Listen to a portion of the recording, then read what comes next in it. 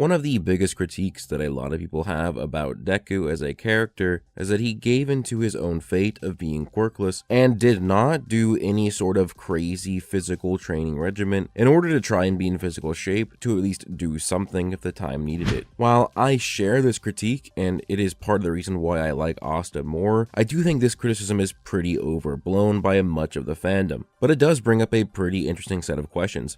Why didn't Deku train? Would training alone have made it possible for him to become a hero, or would it even have helped at all? I think the reason that Deku didn't train is a pretty simple matter. He likely thought that it was something that would be a waste of time. Every hero that we know of has a quirk. This is a quirk-run society. It is told to us in the story that 80% of the population possesses quirks. Deku spends his entire life seeing what people with quirks can do. At the beginning of the story, Deku has no quirk. We will get into it later that there's actually evidence that quirkless people can have similar speed and strength as quirked up heroes, but that doesn't necessarily mean that Deku knew that this was a possibility, as some of the major superhuman feats by quirkless characters in the series either happened later in the story or from a lot more underground characters that Deku likely would not be knowledgeable about. Instead of training his body physically, Deku focused on archiving the quirks, abilities, and traits of various heroes. This did actually come in handy throughout the course of the story once he eventually inherited One For All, and it is all over his combat IQ in various fights. Deku constantly thinks his way out of situations because using brute strength can kill him, especially in the early days of him possessing One For All.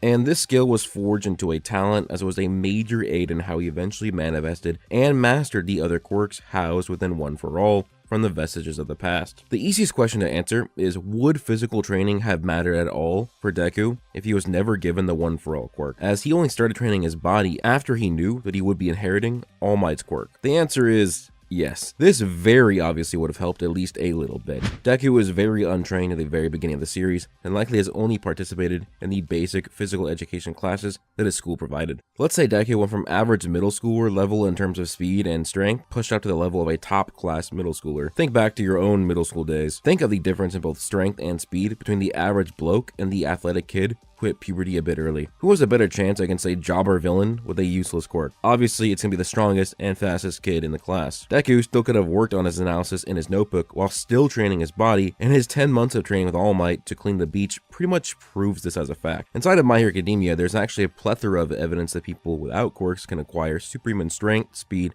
and attack power if they just work hard enough. This is shown not only with Deku, but at least several other characters as well. But let's start with the 10-month beach training and how it proves that Deku had superhuman stats before All Might even gave him his DNA. At the start of the training, we see All Might standing on top of a fridge, and Deku is trying to pull it. Because All Might weighs 255 kilograms and the average fridge weighs between 90 to 150 kilograms, this would be around 350 kilograms that All Might expects Deku to be able to drag through sand, which would be a lot harder than dragging through a flat surface because of all of the added friction. Now, it is important to note that Deku does fail in achieving this pull, but it is something that All Might does expect Deku to do by the end of his training after he forges his body with hard work. As if you were to give Deku One For All right now, his body would explode. This actually leads to some interesting implications about Deku's innate strength later on, as it does imply that he needs to physically scale relative to the energy of One For All in order to use it offensively. But let's start with this. All Might eventually expects Deku to drag this fridge with him sitting on it. Look at this trained athlete using a sled with very little weight on it. Now, we can see that he can actually run with it behind him, signifying that it's not that hard, but you can still see that he has to put a fair amount of effort into it, and we can actually see that it's slowing him down. This is a weight sled, and these things usually weigh around 5 to 15 kilograms. These are also designed to slide across surfaces. Fridges are not, and would have way more surface area to increase the friction with the sand. Dragging a fridge with a Roid monster on top of it through sand is likely a superhuman feat, but we actually do see other crazy examples of Deku's natural strength from this training. After 10 months of cleaning the beach, Deku significantly enhances his physique and actually goes beyond All Might's expectations of him. In this image, we actually see that Deku literally moved a garbage pile that featured a whole ass truck on top of it. And this cannot be him just putting the truck in neutral and pushing it. We actually see the truck is on top of other pieces of garbage, meaning that after 10 months of training, Deku got strong enough to actually lift up a truck by himself, which is obviously grounds for superhuman strength. Now, a lot of people try and argue that he didn't move this truck, but there's really no evidence to go against that, as when All Might shows up, he's like, wow, this was all you? You're beyond my expectations. Deku does say that it wasn't all him because he had help from All Might, but All Might rejects that, saying that it was Deku doing it, and what Deku was referring to is the training that All Might gave him.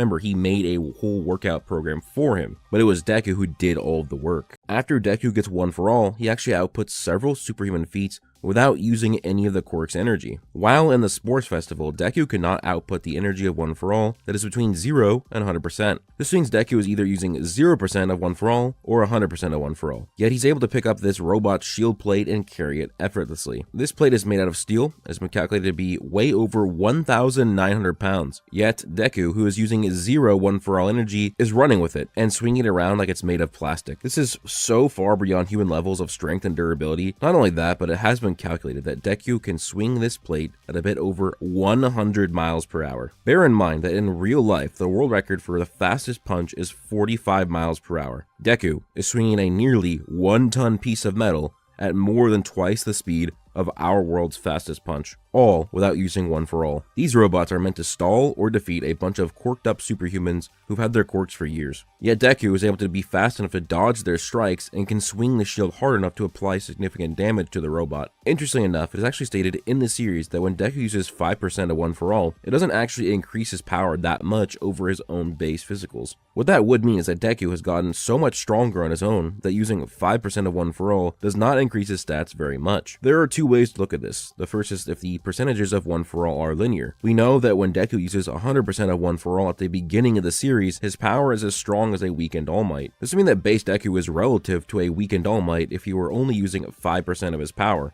which is crazy, considering you can argue that weakened All Might is at least a few percent the speed of light and large island level, which would put base Deku without the use of his quirk at island level and well above hypersonic. Though there are some good arguments that the One For All percentages can be exponential, and if that is the case, then all we can really say is that Deku without a quirk is somewhat relative to any of the 5% Deku feats, which is pretty considerable, as 5% Deku has hypersonic speed scaling at Mach 7 for blitzing bullets, as well as multi-city block level feats that equate to over 900 tons of TNT. If 5% One For All is only making him a little bit stronger, then a quirkless Deku would be somewhat comparable to these powers, and it is pretty consistent. As later on in the series during the joint training arc, Deku's One For All was acting crazy as the Black Whip manifested and he could not control his powers at the time. Deku even states that he cannot use the One For All quirk at this moment due to the fear of him possibly hurting his friends. Despite not using the quirk, he is able to save Gravity by intercepting an attack from Shinzo. It has been calculated that Deku would need to have at least Mach 1.4 reaction speed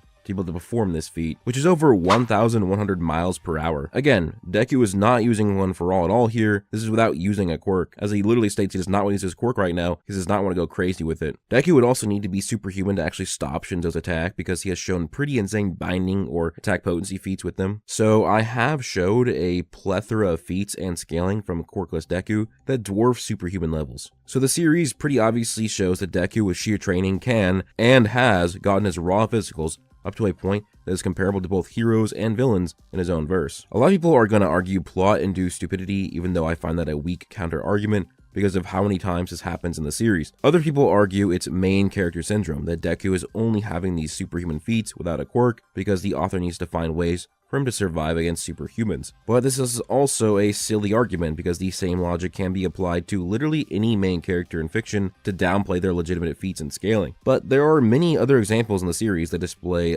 other quirkless characters as superhumans, many being stronger or far stronger than actual quirked up heroes and villains. A great example of this is Knuckleduster, one of my favorite characters in the series. He's almost like My Hero Academia's own Batman. He is one of the main characters of the canon spin-off series Vigilantes. Knuckleduster was the former famous speedster hero O'Clock who possessed the overclock quirks that dramatically increased his speed and processing time. But his quirk would get stolen by All For One. Knuckleduster did not give up. He went from a skinny speedster and transformed his body and fighting style into a buff brawler who uses gadgets and weapons to supplement his new fighting style. The quirkless Knuckleduster is so fast and strong that he can consistently fight characters who are superhuman with his own raw power and speed, including scaling above his students who fought quirk users who were amped by super steroids. This drug known as Trigger, consistently defeating or damaging quirked up villains, and even stalemating Aizawa in a fight. Aizawa being someone who is strong enough to hold his own against heteromorphs whose quirks he cannot nullify with his erasure. Knuckleduster even consistently scales to number 6, whom you can consider a predecessor to the Nomu. Number 6 not only possesses Knuckleduster's original overclock quirk, but various other quirks, as well as an advanced strength body, similar but weaker to a Nomu. Despite this, Knuckleduster can consistently keep up with number 6 speed, and his punches are enough to damage him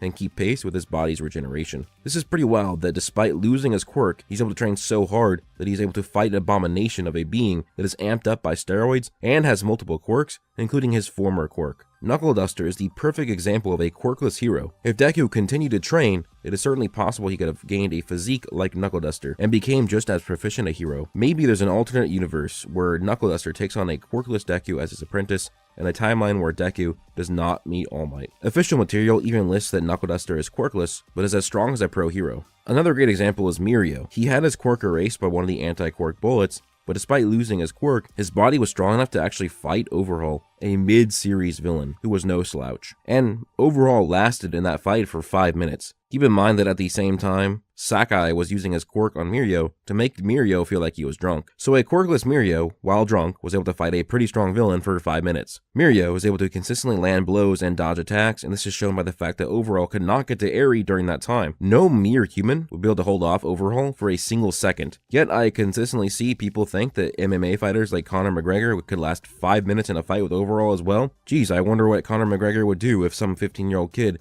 just started throwing punches at well over 100 miles per hour. Because remember, that's what Deku can do in his base in chapter 25 of the series without using a quirk at all. And Mirio is actually the strongest student in UA without the use of a quirk, as stated by the author in a Q&A. Well, this means that he's the strongest without the assistance of his quirk. This means that if you were to remove quirks from everybody at UA, Mirio would be the strongest of everybody. You can even look at characters like All Might. Remember, it is pretty much stated that you need to be strong enough to use the quirk without blowing yourself up, but All Might was so physically strong that he could use nearly 100% of the power instantly. Of course, it was a weaker one for all than what Deku inherited, because All Might fostered that power to grow stronger, as that is the purpose of the quirk. But that should at least imply that All Might had likely trained to superhuman levels prior to getting Nana's DNA. But what I think a lot of people forget about, and what would be very important to this discussion, is that there are actually support items in My Hero Academia. Support items have become such a big part of the My Hero world, there's an entire section of the school meant for people who wish to become one that designs these things. Corporations like Dead or Nat formed with its main purpose being the creation of support items. Even some of the strongest heroes or villains will use support items to increase the capacity of their quirks, while also granting themselves increased protection in the way of armor, with even things like suit of armor that can withstand 20 to 30% of All Might's power. Think of that. If they use this to forge a suit of armor that could give you the durability at a fraction of All Might's power, that would be incredibly useful since the vast majority of villains could not even sniff that power. This is also implied to be Prime All Might, and he actually elected to not use the technology because it did not match his fighting style. Give someone like Knuckleduster that suit, and he'd be a phenomenal hero. Even minor things like power suits would be a major help for Deku, as they can increase the power and speed of the wearer. If Deku built himself up to be nearly as strong as Knuckleduster, or stronger, and used regular tools, and then paired that with support items, there is really no reason he would not be able to take down villains and be just as capable as some of the lesser heroes. I mean, let's look at Iron Might. His Hercules suit, which was strong enough to clash with Prime All for One. Did All Might lose? Sure. But this suit was strong enough to give All Might the ability to actually do something to All for One. People argue that Iron Might is actually proof against Deku becoming a hero via support items. They say it took a large chunk of All Might's fortune over the years, and that it could only take a couple hits from All for One. But that's an extreme example. The discussion or debate is, could Deku become a hero? Not could he become the greatest hero. It does not need to be the greatest support item ever to give Deku a bunch of tangible help, and I don't think anybody is seriously debating that Deku could have just become the greatest hero of all time with just training or with just support items. The discussion is whether or not Deku could be a hero, which leads to the final question. Would Deku allowed to be a quirkless hero? I'm going to start by mentioning that the question actually breaks the spirit of the discussion, as when most people ask the question that is the title of my video, they typically mean if Deku could become as strong as a hero. But I have not actually been able to find any actual evidence in the series that you just cannot be a hero unless if you have a quirk. Now, a lot of fans do forget something that's very important, and it is stated in chapter 1 of the series, that it was Deku's plan to actually try and make it into the hero course at UA. They even say good grades alone cannot get you into the hero program. And Deku says that's not necessarily true. Sure, there's no precedent, but which means that there's no actual rule of quirkless people getting into UA or eventually becoming heroes. It's just so rare because quirks are important. A lot of people bring up Mirio taking time off of school as evidence that he could not attend classes anymore because he was quirkless, but this is never stated in the series. Mirio just says he's taking time off of school, which makes sense considering he just lost his sensei and his quirk, and he's depressed. This would be like in real life. It would be normal to take time off of school if your leg got cut off and your coach died or something like that. None of this implies Mirio was forced into doing this solely because he lost his quirk, and not the mental effects that would have on him. People also bring up Tomoko losing her quirk and then retiring, but it's not stated that she was forced to retire. There are differences here. Tomoko spent her whole life fostering her search quirk to do hero work in that way. Without search, her specific job and role in the Pussycats is significantly hampered. This hypothetical quirkless Deku who trained his body to superhuman levels cannot be compared to a situation like that. It's like if you take a quarterback and they lose their arm, yeah, they're not gonna be able to quarterback anymore, but we've also seen football players in the NFL who do not have an arm. That's the comparison here. But let's say that Deku cannot become a hero legally because he is quirkless, but he can still be a hero. His society might label him a vigilante, but he would still very much be a hero. This would be like considering Batman and Spider-Man to not be heroes because many in their society consider them to be vigilantes who are above the law and need to be quelled. The Crawler, though a vigilante in the story, is definitely a hero in the eyes of anyone reading that. I've shown that Deku has various superhuman feats in the series, either before he got a quirk or after he got his quirk, but was not even using the energy of it. Knuckleduster is a prime example of a quirkless hero, and Mirio shows further possibility of this. But one of the more blatant things that you can see is that the vast majority of heroes or villains in My Hero Academia have quirks that do not relate to boosting their physical stats. Aizawa has quirk erasure, but that quirk doesn't give him enhanced physicals, yet he is still able to fight Heteromorphs or Knuckleduster, despite having no enhancement quirk. Mirio's quirk is permeation. It is not an enhancement quirk. There are countless examples of this, but still, somehow, these heroes have superhuman speed, strength, and durability, even if their quirk is some weird-ass ability not at all correlated with any of those. Through intense training, continued analysis, and eventually the aid of support items, I can say without a doubt that Deku would have become strong enough to become a pro licensed hero, or a hero in the form of a vigilante. But let me know your thoughts down below. Do you agree with me or do you disagree with me? If you did enjoy, please leave a like and then also subscribe and turn notifications.